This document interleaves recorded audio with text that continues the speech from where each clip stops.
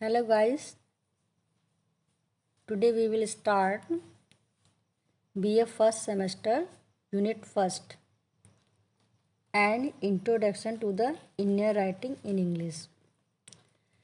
तो चलिए फिर स्टार्ट करते हैं और आपसे रिक्वेस्ट है कि आप लोग इस चैनल को सब्सक्राइब करें, लाइक करें एंड शेयर करें और ज़रूरत हो तो कमेंट्स ज़रूर करें प्लीज़। चलिए first question, who was Shri Aurobindo Ghosh. Shri Aurobindo Ghosh कौन थे? ठीक है, तो इसका ऑप्शन है डी, का है डी ऑप्शन।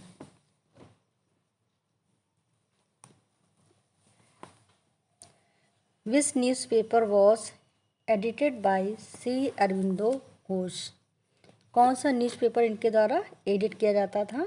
तो ऑप्शन है ए। इसमें आंसर दिए हुए भी हैं, ठीक है, A option. In which language was the Vande Mataram published by Shri Aurobindo Ghosh. Vande Mataram किस भाषा में पब्लिश किया गया था अरबिंदो घोष के द्वारा? ठीक है, तो यह है सी, इंग्लिश में। With which historical episode was Shri Aurobindo Ghosh associated. कौन सा ऐतिहासिक, ठीक है, घटना थी जो अरबिंदो घोष से संबंधित थी? तो ऑप्शन है B, Muzaffarpur bomb blast. In which year did Shri Aurobindo Ghosh pass away. इनकी डेथ कब हुई थी उसके बारे में पूछ रहे हैं, तो यह है option C, 1950। Which among the following is not an epic written by Shri Aurobindo Ghosh. इनमें से कौन सा एपिक है जो अरबिंदो घोष के द्वारा नहीं लिखा गया है? तो है B option, paradise lost. Urvashi, Savitri और द लाइफ डिवाइन, ये अरबिंदो घोष के द्वारा लिखे गए एपिक हैं और पैराडाइज लॉस्ट तो आप लोग जानते हो ये जॉन मिल्टन का है एपिक। और आइए नेक्स्ट क्वेश्चन पे।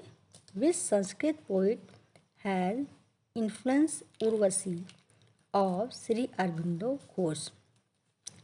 किस संस्कृत के कवि से अरबिंदो घोष उर्वशी लिखने के लिए प्रेरित हुए? तो ऑप्शन है ए, कालिदास। कालिदास संस्कृत के कवि थे, ठीक है, इनसे श्री अरबिंदो जो क्या प्रभावित हुए थे।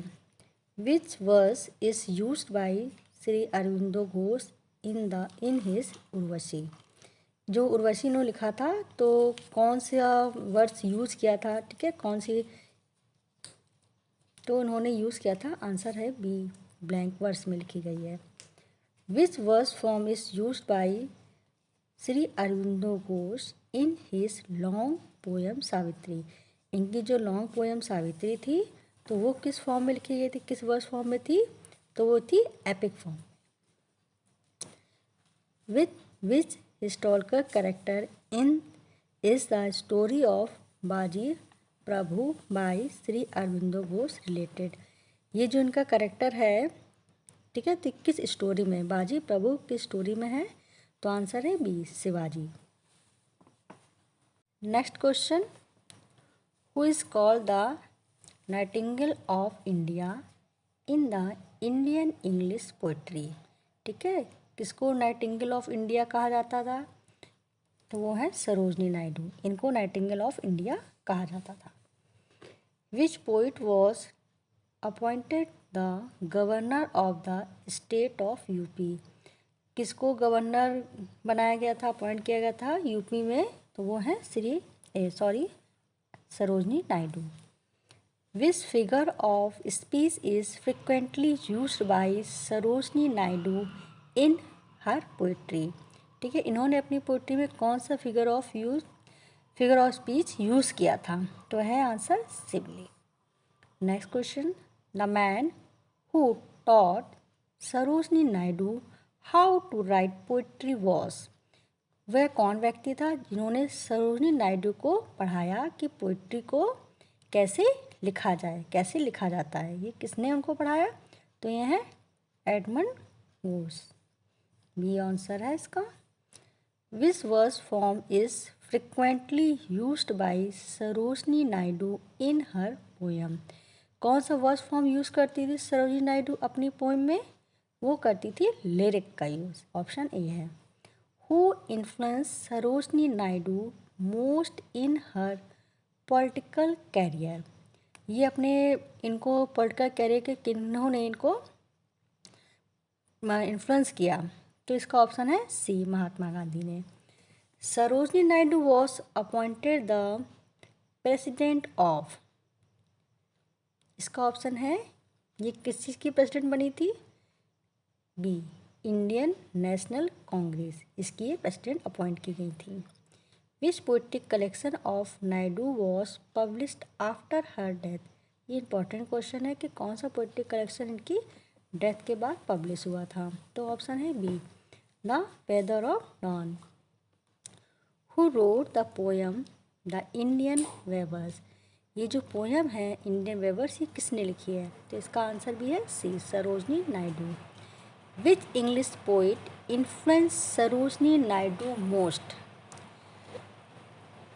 कौन सा पोइट है इंग्लिश का जिसने सरोजनी नायडू को बहुत अधिक प्रभावित किया? तो वो था पीवी शैली। पीवी शैली ने इनको बहुत अधिक प्रभावित किया था। What is the favourite subject of Naidu's poetry. Sarojini Naidu की जो पोइट्री था उसका मेन सब्जेक्ट या उनका फेवरेट सब्जेक्ट कौन सा था? तो उनका फेवरेट सब्जेक्ट था लव। वो लव थीम पे अधिकतर लिखा करती थी। Next question, who is regarded as the greatest bard of Bengal. ठीक है, किसको ग्रेटेस्ट बार्ड ऑफ बंगाल बोला जाता था? तो वो थे Rabindranath Tagore. Which among the following was called गुरुदेव। इनमें से कौन सा राइटर है जिसको गुरुदेव बोला जाता था? तो ये ज़्यादातर लोग जानते ही होंगे, Rabindranath Tagore. Who was regarded as the national poet of Bengal. Bengal का नेशनल पोइट किसे कहा जाता था? वो भी Rabindranath Tagore. Which among the following is a story written by Rabindranath Tagore. इनमें से कौन सी स्टोरी है जो रविन्द्रनाथ टैगोर के द्वारा लिखी गई है? तो है डी ऑप्शन, काबुली वाला। ठीक है, लेमेंट भी इनकी नहीं है, डायमंड नेकलेस भी इनकी नहीं है और लास्ट लीफ भी इनकी नहीं है। Who establish the Shanti Niketan. Shanti Niketan की स्थापना किसने की या उसको एस्टेब्लिश किसने किया? तो ये भी है रविन्द्रनाथ टैगोर ने। In which year was Rabindranath Tagore born. इनका जन्म किस सन में हुआ था? तो इसका ऑप्शन है C, 1861। Where was Rabindranath Tagore educated. ये इनकी जो पढ़ाई है वो कहाँ हुई थी? तो ऑप्शन एट होम, घर पर ही। Next question, in which year was Rabindranath Tagore awarded the Nobel prize. ये वो थोड़ा सा इम्पॉर्टेंट क्वेश्चन है ये अक्सर पूछा जाता है, तो इसकी डेट अच्छे से लर्न करके रखना। ऑप्शन है ए, 1930। ऑब्जेक्टिव में क्वेश्चन पूछ लिया जाता है वैसे भी। For which collection of lyric was Rabindranath Tagore awarded the Nobel price. ठीक है, इनमें से कौन सी क्रिएशन थी जिसके लिए उन्हें नोबेल प्राइज़ मिला था? तो इसका ऑप्शन होगा सी, गीतांजलि के लिए इन्हें नोबेल प्राइज़ दिया गया था। और किस सन में दिया गया था? 1930 में। How many lyrics are included in Tagore's Gitanjali. और इनकी जो गीतांजलि थी टैगोर की, उसमें कितने लिरिक्स इंक्लूड किए गए थे, कितने सम्मिलित थे उसमें? तो यह 103। ठीक है, option B. Which among the following is not a play by Rabindranath Tagore. इनमें से कौन सा ऐसा है प्ले जो रविन्द्रनाथ टैगोर के द्वारा नहीं लिखा गया है? तो यह है बी, हयावादन। Next question, which novelist is regarded as a great humanist and the champion of the underdog. Underdog का मतलब होता है जो अभागा या बहुत ही कम क्षमता वाला व्यक्ति या समूह। ठीक है, तो कौन सा ऐसा पोइट है जो मानवता के बारे में और चैम्पियन था उन लोगों के बारे में लिखने के लिए? तो वो थे मुल्कराज आनंद। इन्होंने हमेशा समाज के जो पिछड़े और गरीब वर्ग, इन लोगों के ऊपर इन्होंने और लिखा हुआ है। इनकी जितने नॉवेल अधिकतर इन्हीं टाइप के हैं। अनटचेबल है और द बार्बर ट्रेड यूनियन जो आपके सिलेबस में भी है। विच among the following is the shortest novel of Mulk Raj Anand. Shortest यानी इनमें से कौन सा नॉवेल है जो छोटा नॉवेल है इनका? तो है अनटचेबल। ऑप्शन है ए, untouchable. Who inspired Mulk Raj Anand to pen down his novel untouchable. जिन्होंने अनटचेबल लिखा था तो किसके द्वारा ही इंस्पायर हुए थे इस नॉवेल को लिखने के लिए? का ऑप्शन है महात्मा गांधी। ये महात्मा गांधी से इंस्पायर हुए थे तब इन्होंने इस नॉवेल को लिखा। What is the subject of the novel of मुल्क राज आनंद? जो मुल्क राज आनंद है इनके नॉवेल का जो सब्जेक्ट है वो क्या होता था? तो इनके जो सब्जेक्ट होता था सोशल एवल, समाज में जो कमियां या बुराइयां होती थी तो उनका सब्जेक्ट उस पर होता था। फॉर विच नॉवेल वॉज मुल्क राज आनंद given the Sahityik academy award? इनमें से कौन सा ऐसा वर्क है उनका, ठीक है, जिसके लिए उन्हें साहित्यिक अकेडमी अवार्ड दिया गया? तो आंसर है आपका C, morning face. Which among the following is not a novel by Mulk Raj आनंद? इनमें से कौन सा ऐसा वर्क है जो मुल्क राज आनंद का नहीं है? तो है ऑप्शन ए, गाइड। ये आर के नारायण का है, ठीक है, बाकी ये मुल्क राज आनंद के हैं। What types of are novelist is R K Narayan? Are K Narayan जो थे वो किस टाइप के राइटर थे? तो वो थे रीजनल यानी क्षेत्रीय नॉवलिस्ट थे। Which fictional region has been created by R K Narayan?